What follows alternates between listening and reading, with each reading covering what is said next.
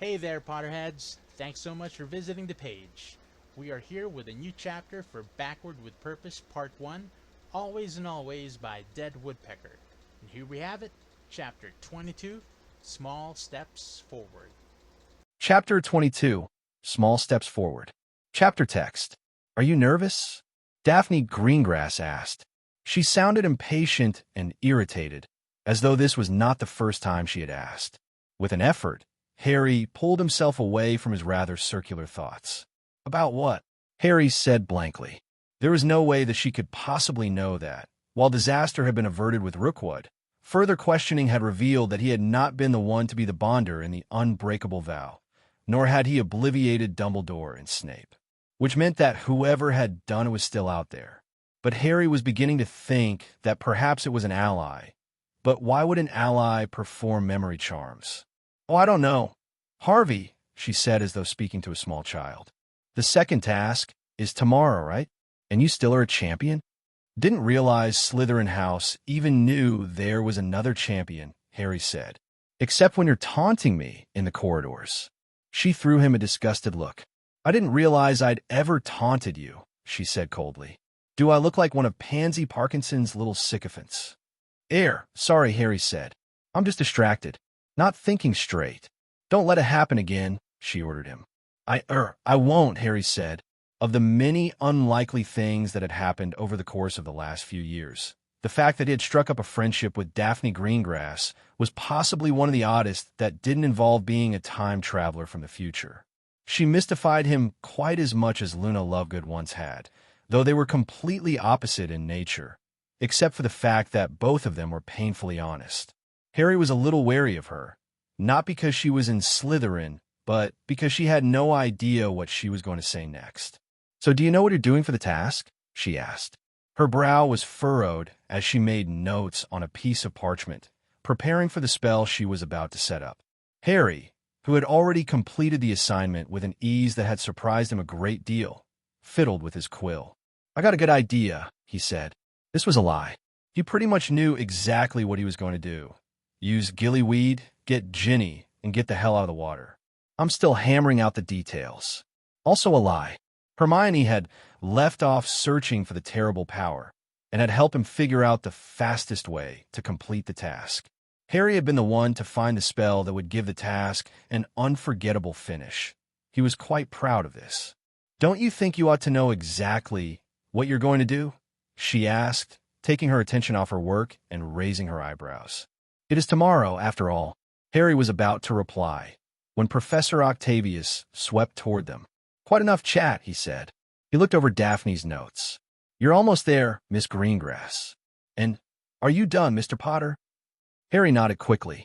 Yes, sir. The professor raised his eyebrow. Care to demonstrate? All right, Harry said. He felt reasonably confident that he knew what he was doing. He'd already done it 3 times, with the same successful result. He had apparently had something of a breakthrough when Hermione had shown him what the ancient runes could be used to do.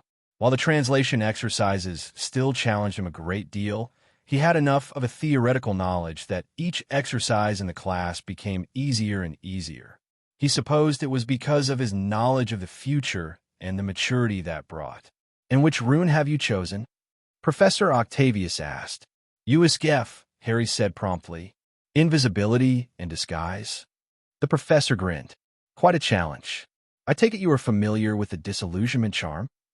Yes, Harry said, although he had stopped disillusioning himself in the corridors. I suppose the fame gets to be a little much, he said. A little, Harry answered honestly. Very well. Show me that you have done this. Take me through the steps. I like to ensure that you have a firm grasp on this. All right, Harry said. He pulled out 2 new pieces of parchment, scribbled "My name is Harry Potter" on both. He drew the rune for invisibility on the second. I did that to create a focus for the charm, he explained. Professor Octavius picked up the paper. It's a bit crude. I'm not much of an artist, Harry said dryly. The other man nodded. And it's really about intent. Continue. Harry drew his wand and tapped the parchment in front of him and muttered the disillusionment charm. He kept his thoughts focused sharply on both the spell and the rune. He had his eyes closed so that he could do this. He had memorized the rune, and USGF floated through his mind. "Well done, Mr. Potter," Professor Octavius said, handing Harry back the now blank parchment that he had held. "Do you understand the theory of this?" Well, Harry knew it, but he did not know if he could explain it properly. "It's about intent, like you said, isn't it? Even though I only pointed at the first parchment, I intended that the writing on the other one turn blank as well. And the rune helped me focus on it. It was like a brand or something."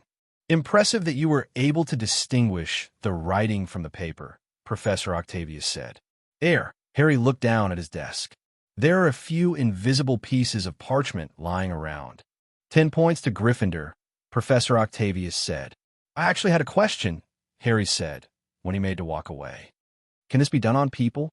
Like, let's say I wanted to disillusion myself and Daphne at the same time. Would it work?" "It would," Professor Octavius confirmed. "But with a charm like that, it would be far simpler to just cast it twice. Now, if it was a plan, and you're disillusioning many different people at once, then it would probably be more efficient." Harry furrowed his brows. "It seems like it could be dead useful to me," he said. "I'm surprised that ancient runes isn't required to become an Auror." Professor Octavius shrugged. "It's rather more subtle than the spells Aurors generally use," he said. "Even and I love studying ancient runes. I always have. Won't pretend that using a wand is far more convenient." "I suppose," Harry said. It gave him something to think about, at least besides Rookwood. He glanced over at Daphne and was reminded once more of the second task. He was a bit more nervous than he let on, though not for the reason she might think. It wasn't an accident that Ron, Hermione, Cho, and Gabrielle Delacour had been chosen as the things each champion would miss most. The judges didn't even choose it, an unbiased, magical object, quite like the Goblet of Fire did, which meant that there was no way that it would not be Ginny whom he sought tomorrow in the lake. They'd already discussed using Polyjuice Potion as they had at the Yule Ball, but it was too risky. Luna would not have been able to hold Ginny's disguise for more than a few hours, and they wouldn't have been able to switch them. And just how are the Weasleys going to react to that? Later, much later that night, when the rest of their dorm mates were sleeping, Harry, Neville, and Ron crept out of the Gryffindor Tower and toward Dumbledore's office. Hermione and Luna detached themselves from the shadows in the corridor and joined them. Harry noted with some annoyance that they had not turned themselves invisible. "Someone could see you," he hissed to the girls. "No one did," Luna pointed out. "Besides, Ron has that map." "Anyone coming?" Harry asked. There was a long pause. "Sorry," Ron muttered. "Forgot you couldn't see me shake my head. It's late enough. I reckon even Filch is asleep." "You know why he wants to talk to us?" Neville asked. "Probably about my sister," Ron said. "Though we've just about talked that subject to death. They'll react however they want to. We can't do anything about it." Harry remained silent, and he was glad that he was invisible because he knew that Hermione was aiming sad looks in his direction. He, however, did not think that Dumbledore had asked them to meet him in his office because of Ginny. He suspected that it might have something to do with Rookwood and all the questions he had brought up. He almost didn't notice that they had finally reached the circular stair. It took Ron jabbing him in the back to get him on it.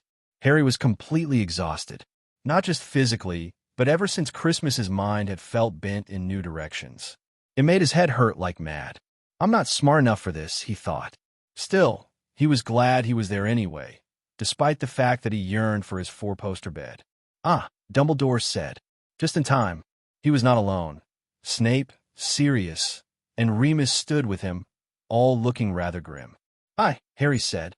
"I'm assuming you two didn't come just to wish me luck on the task." "No," Sirius shook his head. "Though we will be there tomorrow," Remus said. "And it's not like you need luck." "That's what you think," Harry muttered. "What's this about?" Ron asked. "Manners, Ron," Hermione murmured. Ron grinned at her as she flushed bright pink. "It's about Rookwood," Snape said. "Something very interesting happened tonight." "What about Rookwood?" Harry asked. "I thought he was out of the picture." True, Harry had not wanted to know, but he had thought that the Death Eater had been forcibly removed from the game they were playing with the future. "I wasn't satisfied with his answers," Snape said simply. "All that the Dark Lord will reward me drivel was, I thought, a way for him to evade questioning. But we used Veritaserum, Neville said, confused. He's supposed to tell the truth. And he did. Longbottom, Snape said smoothly. But only a very foolish wizard would become a Death Eater without knowing the effects of the truth potion and the ways to minimize the damage. We thought it best to continue questioning him, Sirius said. We've had him at Grimmauld Place. We found out that no other Death Eater knows of it, by the way. Not the fullness of it, which is a good thing. It was one of the few things that he could tell us that we want to know. Every night we've used the same method of questioning, but last night we tried something a little different. Would that we had thought of it before, Remus said. He was very pale, though it was nowhere near the full moon. Sirius borrowed Albus Pensive, and I used the Imperius curse on him to force him to show us how he found out about the prophecy and who told him if he didn't have another Death Eater friend he was scheming with, Sirius said. But he couldn't. Let me guess, Harry said grimly. Another memory charm? No, Remus said. He was fighting Sirius' curse until his nose started bleeding, and the moment he relented and Sirius proved stronger, he died. What? Ron bellowed. Harry clenched his fists to prevent himself from destroying Dumbledore's office again. Waves of fury broke over him. Damn, the ripple effect. They weren't supposed to have to deal with mysteries encased in mysteries anymore. Harry was supposed to be able to defeat Voldemort without the heavy price. He should have been able to. He knew about the prophecy. He knew all about the Horcruxes and where they were. He damn well knew that he was a Horcrux. What the fuck is going on? Harry asked through gritted teeth. He looked at Dumbledore, desperately hoping that he had all the answers like he used to. But Dumbledore looked almost as troubled as Harry felt. I think it might be time to consider the fact that it might have been an ally, Remus said. An ally? Harry shouted at him. How could it possibly have been an ally? Well, Remus said calmly, the Death Eater is dead. His secrets, including his full knowledge of the prophecy, have gone to the grave with him. There is no danger of Voldemort finding out about it from him. We're quite certain that it was the breaking of an unbreakable vow that killed him, Sirius pointed out. Nothing else could have done it like that. You didn't even get the memory, though, Hermione said. Isn't an unbreakable vow only broken if the vow is actually broken? That doesn't even make sense, Ron said to her. We don't know the nature of the vow, Snape said. It could easily have been a matter of intent. Or it could have been that he would never allow even the Imperius curse to force him to tell. We will never know, unless we find out who did this. Who knows about the prophecy? Hermione asked. And who knew about it? Everyone in this room, Dumbledore said. Ginny Potter, James and Lily Potter, Frank and Alice Longbottom. My parents. Neville said incredulously. Why in Merlin's name would my parents have known? Because the prophecy could have meant you, Harry said. He'd forgotten that his parents had known about it, known the fullness of it. He ignored Neville's shocked sputtering, his mind racing. Was it possible that Harry's mom and dad were mixed up in this? It seemed deeply unlikely, but if Remus was right, and the person who had forced the Death Eater to swear an unbreakable vow had been an ally, it might have been. But no.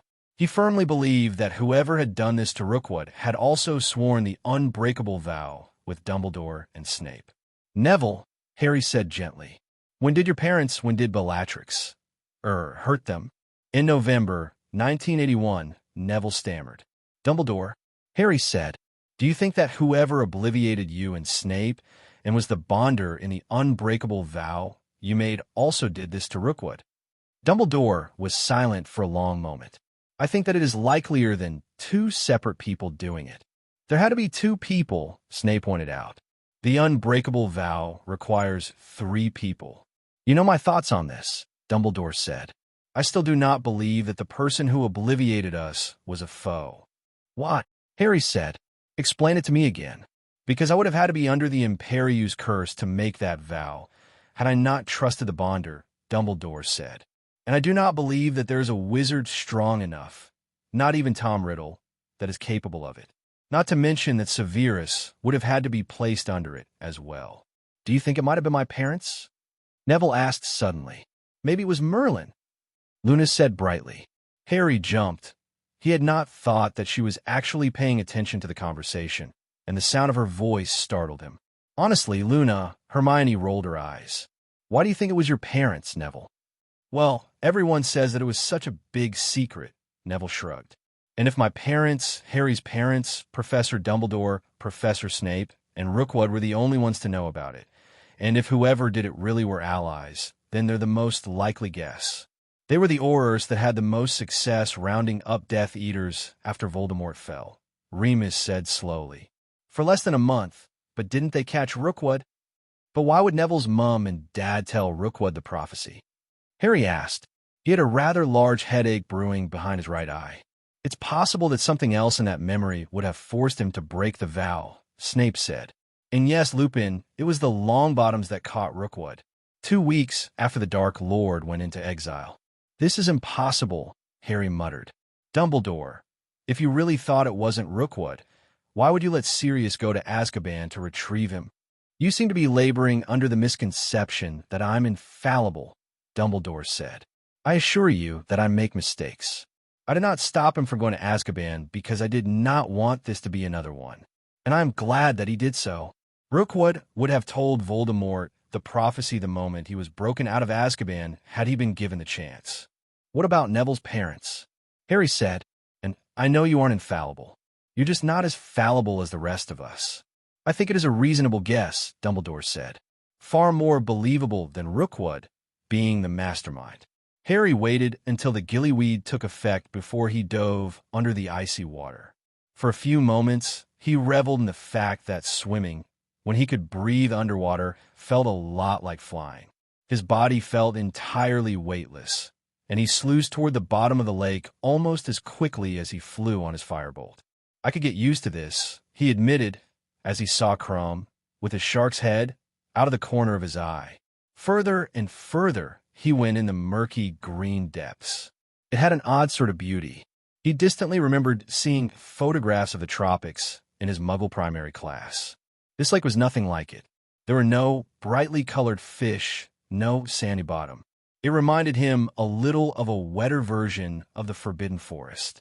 He continued onward, using the mild propulsion spell that Hermione had taught him. Krum disappeared. A flash of silver caught his eye. He turned, expecting to see the flash of a mermaid's fin. But it was Fleur, and she was being attacked by Grindylows. He changed course without thinking. He'd have plenty of time, and this was his future sister-in-law, after all. She was panicking. Her mouth was open wide. He could see it through the bubblehead charm she had used. Tiny, brittle fingers grasped her, pulling her down into the tall weeds that covered the bottom of the lake. Fleur was thrashing around, trying to get away. She had obviously not had as proficient a teacher as Remus Lupin. Stupefy, Harry shouted. Bubbles emerged from his mouth, but a red light arced from his wand. Stupefy, stupefy, stupefy, stupefy. One by one, the small creatures fell away. Harry tugged on Fleur's arm to pull her out of the weeds. The moment she was completely free of them, he sped away without giving her another look. He suspected that perhaps 20 minutes had passed since he had entered the lake, and he felt a wave of relief and satisfaction when he saw the Merfolk village. As he drew closer, Ginny's hair seemed to guide him to her, the one colorful thing at the bottom of the lake. He ignored the staring Merfolk and aimed a cutting hex at the ropes that bound Ginny to the pole. He was very glad that he did not feel compelled to save the rest of them. Gabriel, Delacour, Cho Chang, and a dark-haired older man, Harry assumed that this was Krum's father, could wait to be rescued. Grinning, Harry did a compass charm that would point him to the edge of the lake where the judges waited. Once he was facing the correct direction, and certain that he gripped Ginny tightly, he said, Ascendio Maxima. The water roared past his ears. He was moving even faster than he ever had on his firebolt, and he felt like laughing. He and Ginny cleared the lake within 30 seconds. They shot out of it like a bullet. No sooner had Harry spoken the incantation to get rid of his gills and return his lungs to normal than she woke up, clutched him, and began to scream. Harry laughed. Ginny stopped screaming and joined him. They hit the zenith high above the lake and began falling toward the shore. Leviosa, he said, and then instead of falling, they were soaring. He could hear shouting from the ground. As soon as he knew roughly where they were about to land, he softened the earth with a cushioning charm. The impact sent pebbles and rocks spraying all around, though Harry barely felt it. "You're a madman, Harry," Ginny said, though she was grinning as widely as he was. "Don't tell me you didn't enjoy it," Harry told her. She was sopping wet and looked bedraggled, but she was still the most beautiful woman he had ever seen. He desperately wanted to kiss her. Instead, he used a drying charm to protect her from the chill he was now beginning to feel. "Our youngest champion, the first back," Ludo Bagman shouted. The crowd of adults descended on them. Madame Pomfrey forced Pepper-Up Potion down both their throats, and someone dried Harry off and wrapped him in a blanket. Harry spared a glance at the judges and saw that even Karkaroff looked impressed, though that could possibly have been gas. Ludo Bagman shook his hand energetically. Percy Weasley followed, as well as two redheads who had broken away from the crowd of students. "Very impressive, Harry," Percy said, also shaking his hand. "Quite the show." "Thanks," Harry said distractedly. He was looking for Sirius and Remus, who had both said they would be there. He found them a little ways away from the judges' stand, but not as far away as the students. There was a woman with them, a woman with bright pink hair. Harry gaped, and was so pleased with the sight of Dora Lupin. Though she was still Tonks, he supposed, that he did not notice that the Weasley twins had come right up to him. "You're not supposed to be past the line," Percy said. "Going to tell Mom on us, Perce?" Fred said flippantly. "Hey, Fred, George," Harry said distractedly. "Why was our sister with you?" George asked. He sounded more puzzled than angry. "George," Percy said, "I can't allow you to harass a Triwizard champion." "We're not harassing him," Fred said indignantly. "George just asked a question, and I'd like to know the answer." "She's the thing I'd miss most," Harry said honestly. "Listen, can we save this for later? My godfather's here." Without waiting for a reply, he hurried away, skirting past Ludo Bagman, Professor McGonagall, and Madame Pomfrey. It took him several moments to realize that Fred, George, and Percy were following him. But before he could stop and try to shake them more thoroughly, he was nearly tackled to the ground by Hermione, Ron, Neville, and Luna. "Excellent, mate," Ron shouted, clearly not noticing his brothers. Ron pounded him on the back. "Not so hard," Harry gasped, staggering. "That was brilliant," Neville said gleefully. "Almost got hit by a rock." "I knew you could do it," Hermione said. It looked very frightening, though. It was Ginny, who had escaped from Madame Pomfrey, said. "Don't lie," Harry grinned at her. "You only screamed for a few seconds. It was a hell of a lot more fun than the dragon." "What's going on here?" Fred asked. Ginny eyed him coolly. "We're congratulating our friend on a job well done, Fred.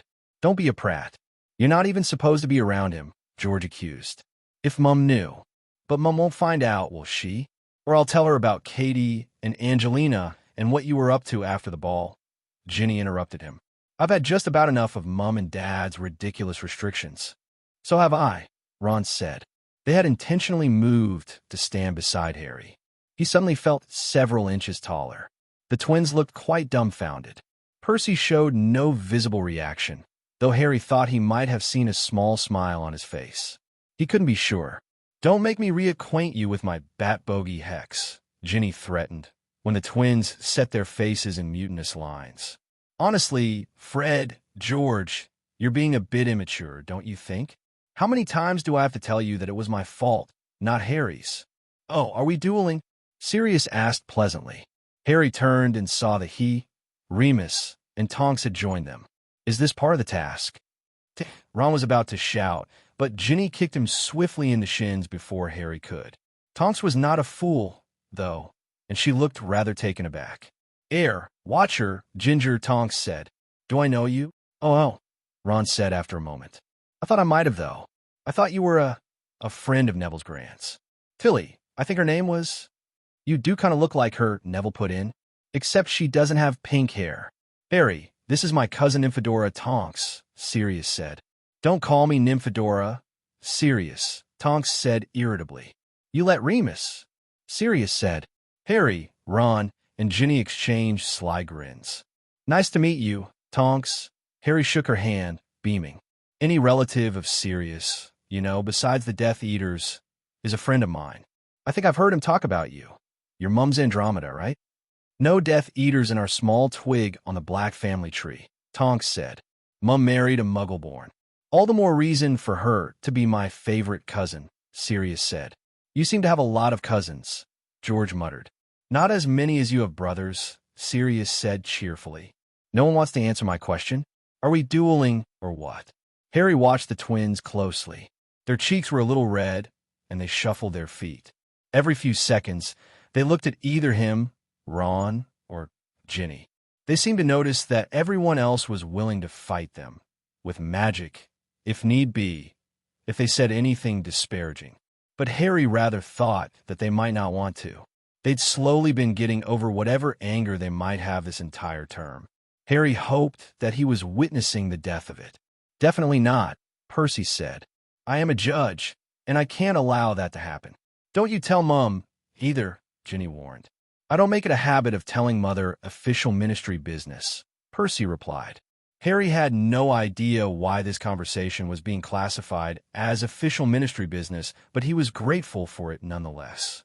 So, Harry, Fred said, are you going to join the Quidditch team next year? I've thought about it. Harry grinned, recognizing an olive branch when he saw one. I think I'll go for Seeker. And since Wood's gone next year, Ron put in, I think I'll try for Keeper. If they have open tryouts for a chaser position, I'm going for it, Ginny said. Do you even know how to play? George asked. We've never let you. I've been stealing your brooms and practicing since I was 6 years old, Ginny replied calmly. Isn't it amazing how Quidditch just brings people together? Tonks asked. Hermione giggled. Harry felt a great sense of happiness that did not abate for several weeks. It had nothing to do with the fact that he had received a nearly perfect score. It had almost been the way it used to be. Fred and George had gradually relaxed and had gotten into a long, involved discussion about beater techniques with Sirius. Percy and Remus had discussed various regulations on magical creatures. Remus had also stolen glances at Tonks. He had been able to lay aside the worries over prophecy and the unknown person who was either friend or foe. Instead of brooding, he had reveled in the fact that he had been surrounded by most of the people he loved most in the world for almost an hour. You're still grinning like a madman. Ginny swung her legs over the bench across from him one night at dinner. The second task had occurred several weeks prior, and Harry still felt quite content, especially since the twins had apparently given up on ensuring that Harry, Ron, and Ginny were kept apart at all times. Can't help it, Harry told her.